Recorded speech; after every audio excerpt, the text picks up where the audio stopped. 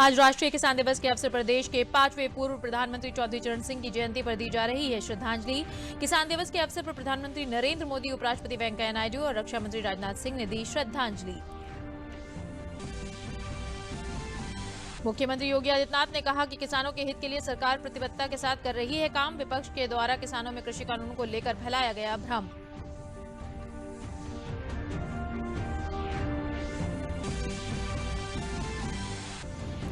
केंद्रीय शिक्षा मंत्री डॉक्टर रमेश पोखरियाल निशंक ने केंद्रीय बोर्ड के शिक्षकों के साथ ऑनलाइन कॉन्फ्रेंस में कहा कि नहीं रद्द होगी सीबीएसई की परीक्षाएं। छात्रों के भविष्य को ध्यान में रखते हुए परीक्षाएं कराना जरूरी।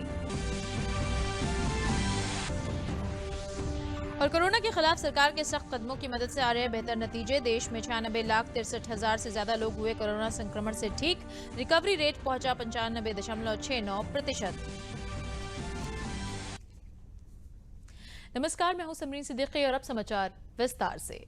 आज देश में राष्ट्रीय किसान दिवस मनाया जा रहा है। भारत के 5वें पूर्व प्रधानमंत्री चौधरी चरण सिंह की जयंती के मौके पर हर साल 23 दिसंबर को राष्ट्रीय किसान दिवस मनाया जाता है। उन्होंने अपने कार्यकाल में कृषि क्षेत्र के उत्थान में अहम भूमिकाएं निभाई और किसानों के हित के लिए कई किसान हितैषी नीतियों का मसौदा तैयार किया। साल 2001 में सरकार ने चौधरी चरण सिंह के जन्मदिन को किसान दिवस के रूप में मनाने का फैसला किया। किसान दिवस समारोह लोगों को किसान के सामने आने वाली विभिन्न मुद्दों के बारे में शिक्षित करने का काम करता है। प्रधानमंत्री ने पूर्व प्रधानमंत्री चौधरी चरण सिंह जी की जयंती पर विनम्र श्रद्धांजलि अर्पित की। उन्होंने अपने संदेश में कहा कि वो जीवन भर गांव और किसानों के विकास के प्रति समर्पित रहे, जिसके लिए सदैव उनका स्मरण किया जाएगा। उपराष्ट्रपति एम वेंकैया नायडू ने किसान दिवस पर अन्नदाताओं का आभार जताते हुए अपने ट्वीट में कहा कि देश के पूर्व प्रधानमंत्री चौधरी चरण सिंह की जन्म जयंती के अवसर पर उनकी पावन स्मृति को सादर नमन। किसान दिवस पर अन्नदाता किसान भाइयों को कृतज्ञ नमन, उनकी स्वाभाविक उद्यमिता को प्रणाम। इस मौके पर रक्षा मंत्री राजनाथ सिंह ने ट्वीट कर पूर्व प्रधानमंत्री चौधरी चरण सिंह को उनकी जयंती पर नमन किया। राजनाथ सिंह ने ट्वीट कर कहा कि पूर्व प्रधानमंत्री और देश के सबसे सम्मानित किसान नेताओं में अग्रणी चौधरी चरण सिंह जी को उनकी जयंती के अवसर पर मैं स्मरण एवं नमन करता हूं। चौधरी साहब आजीवन किसानों की समस्याओं को आवाज देते रहे और उनके कल्याण के लिए काम करते रहे। देश उनके योगदान को हमेशा याद रखेगा। और मुख्यमंत्री योगी आदित्यनाथ ने आज पूर्व प्रधानमंत्री चौधरी चरण सिंह के जन्मदिवस के अवसर पर उनकी प्रतिमा पर जाकर श्रद्धांजलि अर्पित की। इस अवसर पर कृषक उपहार योजना के अंतर्गत किसानों को ट्रैक्टर वितरित किए गए।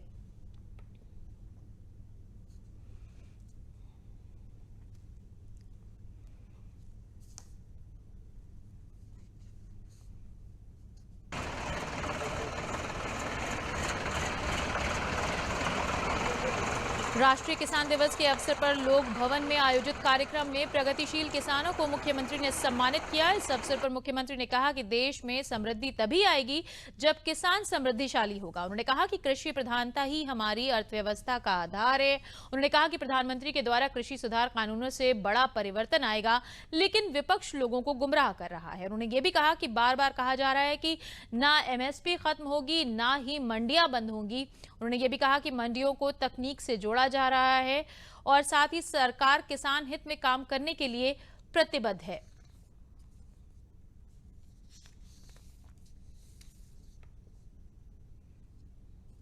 हर हाल में किसान के चेहरे पर खुशहाली लाना, और भाइयों बहनों, किसान के चेहरे पर खुशहाली लाने के लिए ही आज कृषि क्षेत्र में तेजी के साथ सुधार के लिए प्रधानमंत्री जी के प्रयास से, उनके मार्गदर्शन से केंद्र सरकार ने 3 कृषि कानूनों में भी व्यापक सुधार किए।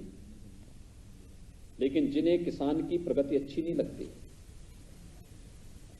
देश का विकास अच्छा नहीं लगता, किसान के चेहरे पर खुशहाली अच्छी नहीं लगती, उन लोगों ने गुमराह करके किसानों को भड़काने का काम भी शुरू कर दिया।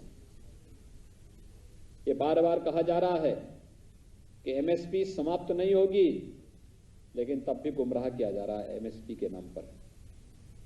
बार बार कहा जा रहा है कि मंडियां समाप्त नहीं होंगी, लेकिन तब भी इसके नाम पर गुमराह करने का प्रयास किया जा रहा है। यानी ये कहा जा रहा है मंडियां चलेंगी, मंडी को तो तकनीक के साथ जोड़ने का कार्य, ई नाम के साथ जोड़ने का कार्य प्रधानमंत्री मोदी जी ने किया, लेकिन तब भी गुमराह किया जा रहा है कि मंडी बंद हो जाएगी। उन्होंने ये भी कहा कि चौधरी चरण सिंह ने किसानों के कल्याण के लिए जो सोचा था उसी पर सरकार आज काम कर रही है। किसानों को तकनीक से जोड़ा जा रहा है। विभिन्न योजनाओं के जरिए कृषि क्षेत्र के विकास के लिए युद्ध स्तर पर काम जारी है। कृषि विभाग की ओर से, मंडी समिति की ओर से और अन्य संस्थानों की ओर से किसानों के हितों के लिए अनेक प्रकार के कार्यक्रम प्रारंभ किए हैं। आज आपने देखा होगा, इस कार्यक्रम के पहले हम लोगों ने चौधरी साहब की प्रतिमा पर माल्यार्पण करने के बाद प्रदेश के कुछ किसानों को ट्रैक्टर उपलब्ध कराए। आप कल्पना करिए, कभी ट्रैक्टर एक कल्पना होती थी और आज सरकार ट्रैक्टर की चाबी किसान के हाथ पे दे करके उसे तकनीक के साथ जोड़ने के एक नए आह्वान के साथ कार्य कर रही है। आज तो कृषि क्षेत्र में कितना परिवर्तन हो रहा है। मुझे याद है जब 2017 में प्रदेश के अंदर सरकार बनी, भारत सरकार प्रदेश को 20 कृषि विज्ञान केंद्र देना चाहती थी, पिछली सरकारों ने लिया ही नहीं। आज मैं कृषि मंत्री जी को और उनकी पूरी टीम को धन्यवाद देता हूं कि उन्होंने 20 के 20 कृषि विज्ञान केंद्र लिए और 20 के 20 कृषि विज्ञान केंद्र आज धरती पर किसानों को तकनीक का ज्ञान उपलब्ध कराने की एक निर्णायक भूमिका के साथ कार्य करते हुए दिखाई दे रहे हैं। और जम्मू कश्मीर में जिला विकास परिषद में भाजपा को बड़ी सफलता मिली है और सबसे बड़ी पार्टी बनकर वो उभरी है। भाजपा ने जहां जम्मू में भारी कामयाबी हासिल की, वहीं घाटी में भी भाजपा को सफलता मिली है। जम्मू डिवीजन में भाजपा ने इन चुनाव में 6 जिलों जम्मू, कठुआ, सांबा, रियासी, उधमपुर और डोडा में सफलता पाई है। वहीं नेशनल कॉन्फ्रेंस ने किश्तवाड़, रामबन, राजौरी में ज्यादा सीटें जीती हैं। पुंछ में निर्दलीय विधायकों ने बाजी मारी है। इन चुनाव में गुपकार गठबंधन सबसे बड़े गठबंधन के रूप में उभरा है। 280 सीटों पर हुए चुनाव में से 276 सीटों के आए परिणामों में भारतीय जनता पार्टी ने अब तक 74 सीटों पर जीत हासिल की है। वहीं जम्मू कश्मीर नेशनल कॉन्फ्रेंस 67 सीटों पर जीत दर्ज कर चुकी है। निर्दलीय विधायकों ने 49 सीटों पर, जबकि महबूबा मुफ्ती की पीपल्स डेमोक्रेटिक पार्टी ने अब तक 27 सीटें जीती हैं। कांग्रेस ने 26 सीटें और जम्मू कश्मीर ने अपनी पार्टी में 2 सीटों पर अब तक जीत हासिल की है। माकपा ने 5 सीटें और जम्मू कश्मीर पीपल्स कॉन्फ्रेंस ने अभी तक 5 सीटों पर जीत हासिल की। जेकेपीएम पार्टी ने 3 सीटें जीती हैं। पीडीएफ ने 2 और बसपा ने 1 सीट पर कब्जा किया है। केंद्रीय शिक्षा मंत्री डॉक्टर रमेश पोखरियाल निशंक ने कल केंद्रीय बोर्ड के शिक्षकों से ऑनलाइन कॉन्फ्रेंस करते हुए बताया कि सीबीएसई की परीक्षाएं रद्द नहीं होंगी। उन्होंने कहा कि परीक्षाएं निश्चित रूप से होंगी क्योंकि छात्रों के भविष्य को ध्यान में रखते हुए परीक्षाएं कराना बहुत ही जरूरी है। शिक्षा मंत्री निशंक ने कहा कि फरवरी माह तक उसे कराना संभव नहीं होगा। डॉक्टर निशंक ने कहा कि कक्षा 10 और 12वीं के लिए सीबीएसई की परीक्षाओं को स्थगित करने के लिए विभिन्न विद्यार्थियों और शिक्षकों से पर्याप्त संख्या में अनुरोध प्राप्त हुए हैं। फरवरी के बाद परीक्षाएं कब कराई जा सकती हैं, इस बारे में आगे जानकारी दी जाएगी। मार्च महीने में कोरोना संक्रमण के फैलने के बाद से स्कूल बंद हैं।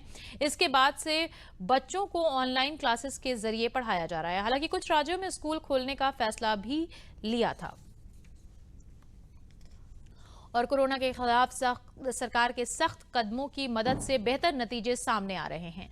स्वास्थ्य एवं परिवार कल्याण मंत्रालय के मुताबिक देश में कोरोना वायरस महामारी से संक्रमित लोगों में से अब तक 96,63,000 से ज्यादा मरीज स्वस्थ हो चुके हैं, जिसके बाद देश में रिकवरी रेट बढ़कर 95.69% हो गया है। देश में कोविड से मृत्यु दर घटकर 1.45% रह गई है।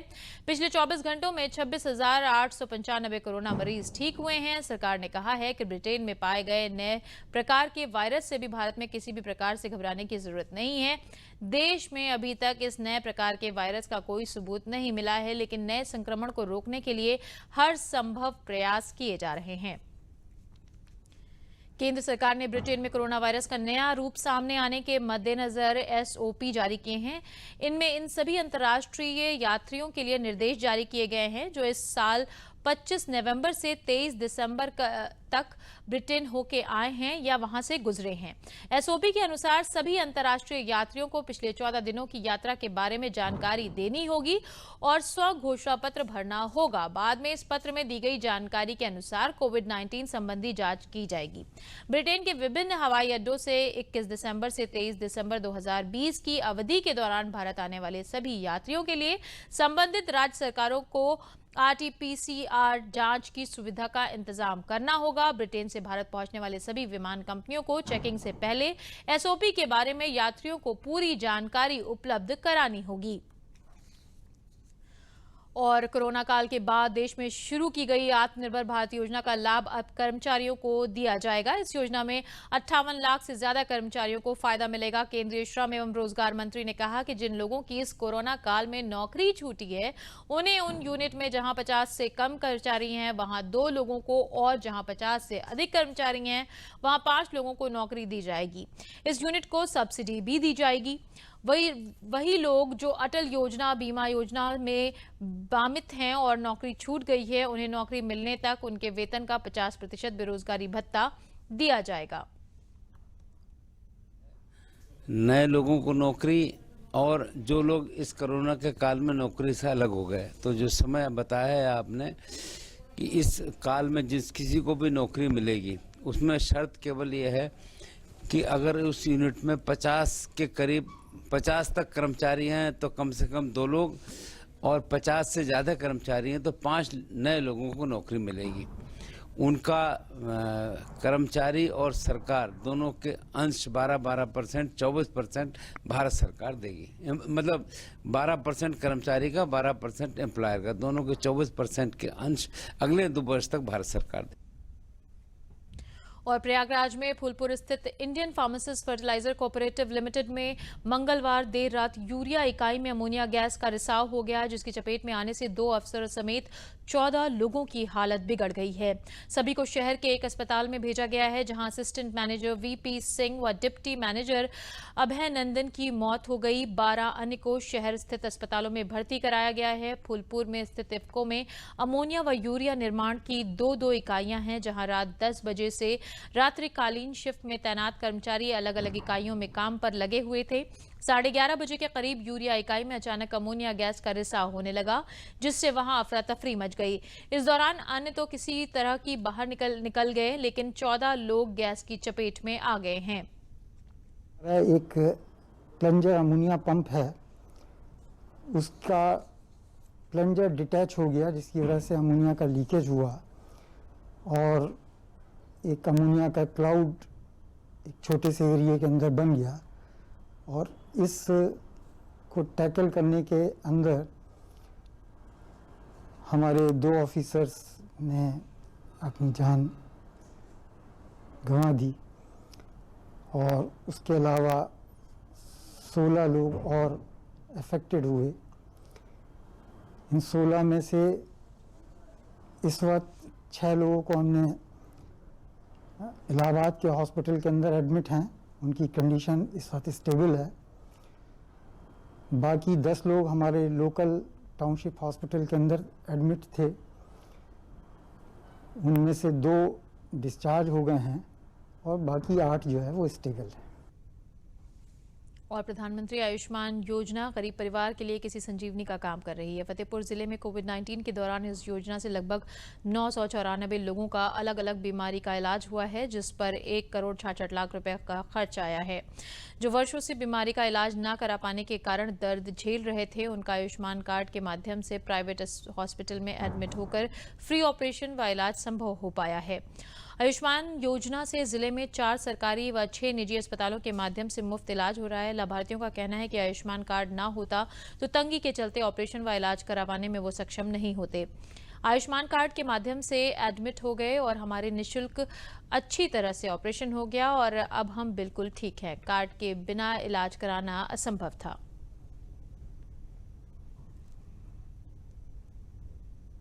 साल भर से बीमार चल रहे हैं और मेरा पेट में बहुत दर्द था और मेरे आदमी हॉस्पिटल में कई प्राइवेट में गए, लेकिन वो लोग बहुत पैसा मांगते थे, तो मेरे आदमी बहुत गरीब नहीं करा पाया।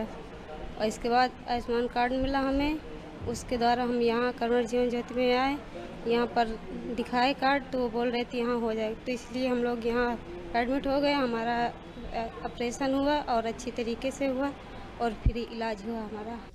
हम मजदूर आदमी थे और इनके 1.5 साल पहले से इनकी मान लो गांठ रही, दर्द करती थी। ये डाउन लॉक के मारे इसमें हम नहीं इलाज करा पाए और नहीं तो हमारे पास पैसा रहा। इसके बाद हम एक थोड़ा से खबर लिया तो यहाँ करुणा ज्योति अस्पताल थी, तो यहाँ हमको खबर मिली तो हम यहाँ आके वही कार्ड से हमारा काम यहाँ बराबर हुआ। हमको बहुत राहत मिली और बहुत अच्छा काम हुआ। हमारा ऑपरेशन यहाँ पर हो गया है सर। योजना हमको बहुत अच्छी लगी ताकि गरीब आदमी कम से कम ऐसे से तो भी जी सके। एक्सीडेंट हो गया था वो गाड़ी से, वो गाड़ी वाला मिला भी नहीं है और हमारे पास पैसे भी नहीं थे इलाज का। आदमी है तो मतलब खेती मजदूरी कर कर के बच्चे पालते थे और हमारा अगर कार्ड ना होता तो हमारा इलाज कैसे होता। ये कार्ड हो गया तो हमारा इलाज हो गया। प्राइवेट का हमारे गुंजाइश नहीं थी दिखाने को और 5 महीने से यहाँ पड़े थे, हमारी देखभाल बराबर होती थी। आयुष्मान योजना से हम यहाँ ठीक हो गए हैं, नहीं हमारा कोई गुंजाइश नहीं थी कि हम ठीक हो जाएंगे, तो यहाँ चलो सरकार की वजह से हम यहाँ ठीक हो गए हैं पड़े पर। ये हमारे हाथ से और सीने में हमारे दर्द उठता था तो हमने दिखलाया था फिर यहाँ पे सदर अस्पताल में, तो यहाँ से बोले कि आप कानपुर जाइए और हृदय रोग संस्थान में आप वहाँ पर जाकर चेकअप कराइए। जब वहाँ पर गए तो वहाँ पर इलाज करने के लिए बोले कि वो तो हमारी 2 नस ब्लॉक निकली, तो फिर बाद में हमारा वहाँ से इलाज हुआ है और बहुत बढ़िया इलाज हुआ हमारा। आयुष्मान के द्वारा हमारा इलाज हुआ है। आयुष्मान कार्ड हमारा बन गया था अर्जेंट प्रधानमंत्री जी के योजना के तहत, तो ये हमारा ऑपरेशन हो चुका है।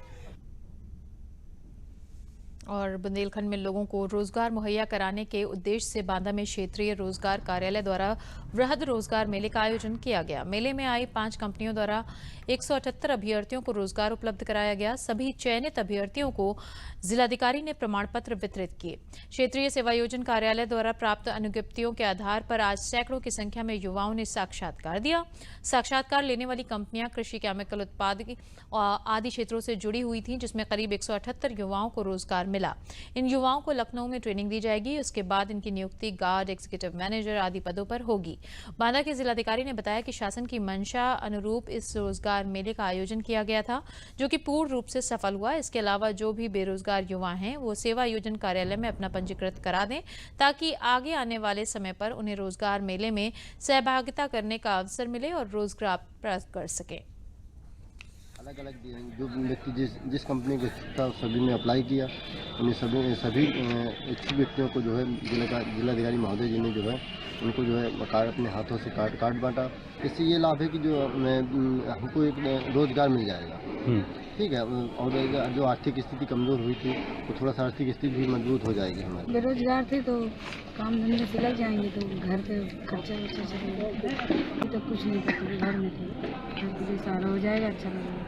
अप्लाई किया था रोजगार मेला में, तो आज बृहद रोजगार मेला पंडितजन में हुआ है।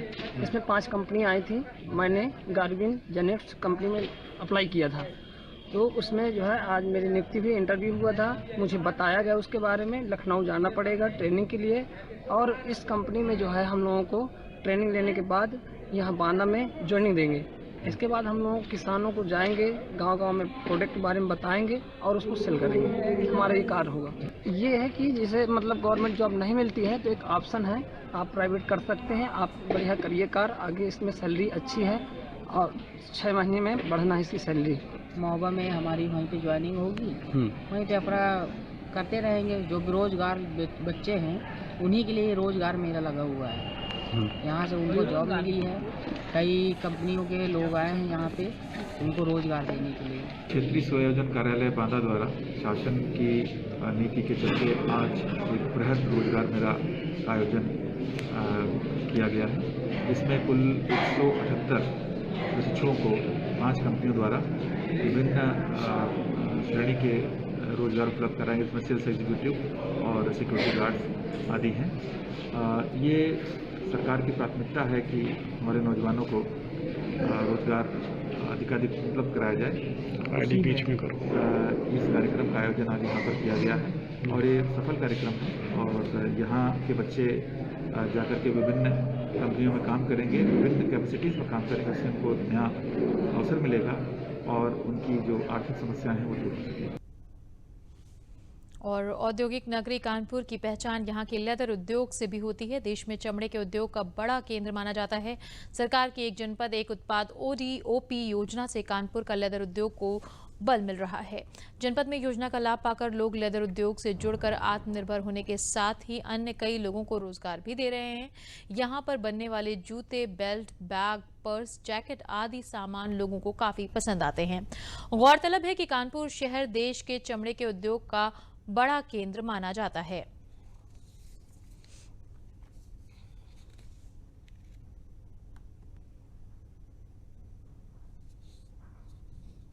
मुझे केंद्र की योजना ODOP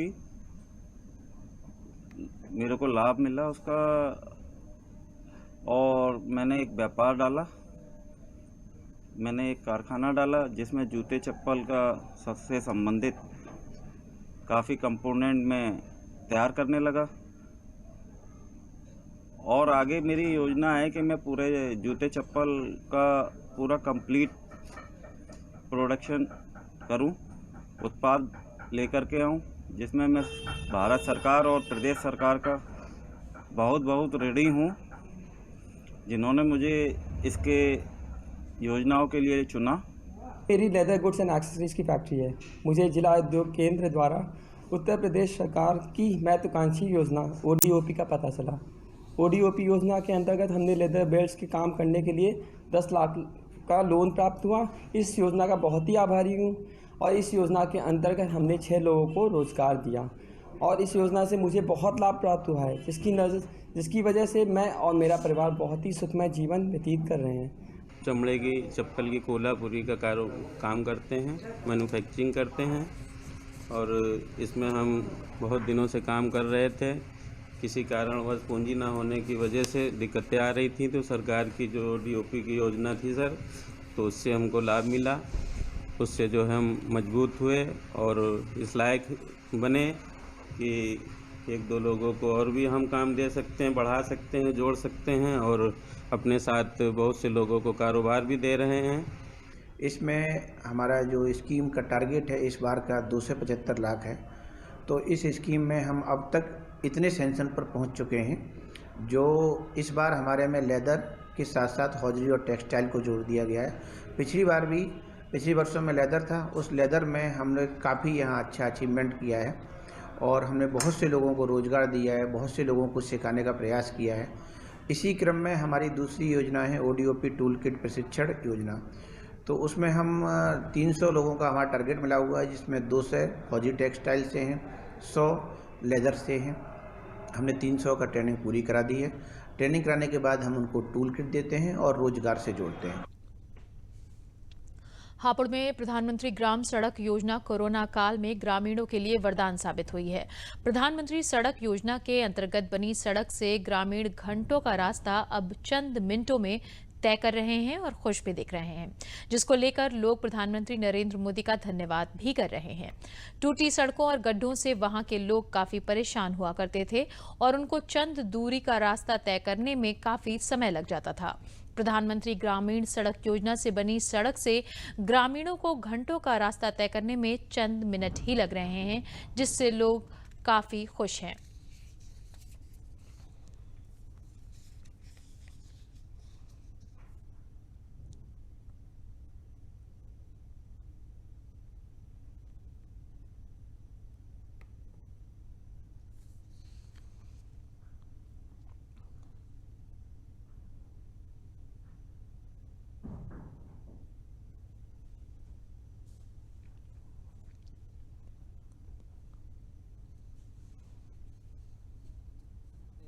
रोड पे आने जाने में दिक्कत थी लोगों को। जो समय पहले 2 घंटे में जो तय होता था, उस समय के लिए जो अब 20 मिनट की दूरी लगती है, आदमी जो आसानी से चला जाता, आने जाने में कोई दिक्कत नहीं है। और प्रधानमंत्री जी नरेंद्र मोदी जी से जो इस कार्यकाल से जो बहुत अच्छी जो संतुष्टि मिली है लोगों को, जो अच्छा जो सुधार मिला है और हम लोग भी जो सभी जो आने जाने के लिए जो है सभी संतुष्ट हैं। रोड बहुत बढ़िया बने हुए हैं। जब से प्रधानमंत्री जी बने हैं सड़क बहुत अच्छी बन रही है।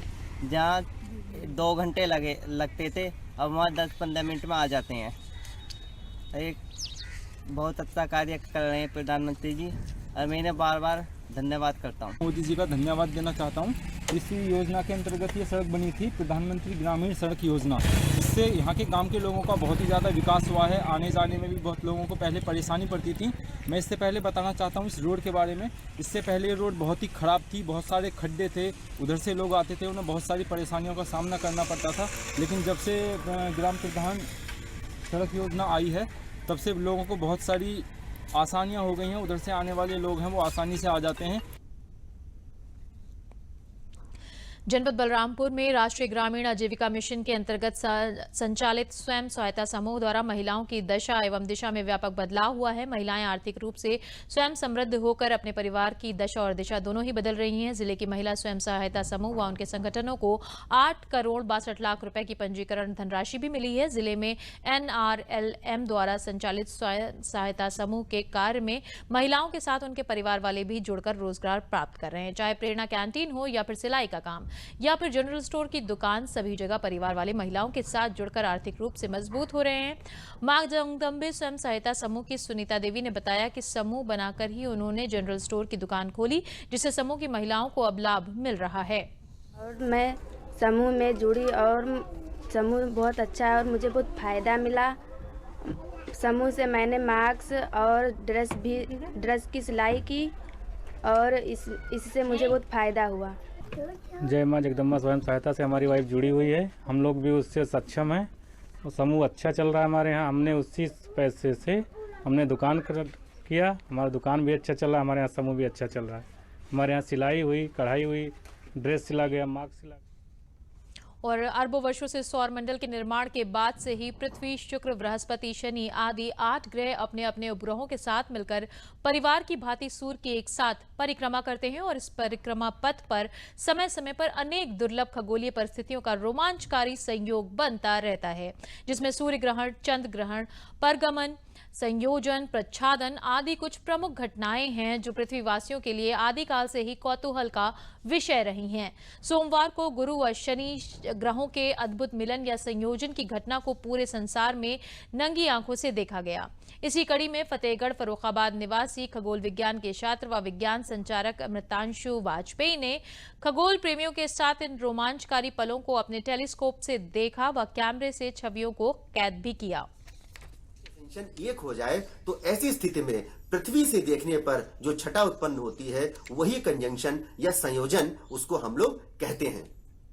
लेकिन सबसे महत्वपूर्ण बात यह है कि कहने के लिए तो ये ग्रह हमको पृथ्वी से एक दूसरे के पास आते हुए दिखाई देते हैं, लेकिन वास्तविकता में ये जो घटना है यह एक आभासी घटना है, ये एक एपेरेंट साइटिंग है कि दोनों ये दुनिया जो है वो त्रिआयामी है। इसमें हम लोग जब देखते हैं तो देखने पे वो हमको पास आते दिख रहे हैं, लेकिन यदि उनकी दूरियों का आकलन किया जाए तो इस पास आने की घटना में भी उनके बीच में करोड़ों किलोमीटर, लाखों किलोमीटर की दूरी बनी रहती है। और अब अंत में प्रमुख समाचार एक बार फिर।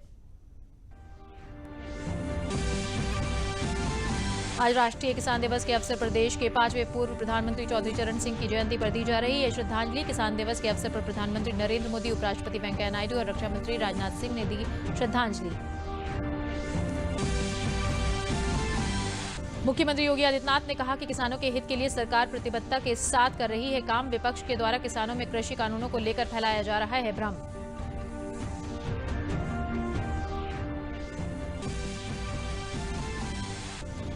केंद्रीय शिक्षा मंत्री डॉक्टर रमेश पोखरियाल निशंक ने केंद्रीय बोर्ड के शिक्षकों के साथ ऑनलाइन कॉन्फ्रेंस में कहा कि नहीं रद्द होगी सीबीएसई की परीक्षाएं। छात्रों के भविष्य को ध्यान में रखते हुए परीक्षाएं कराना जरूरी।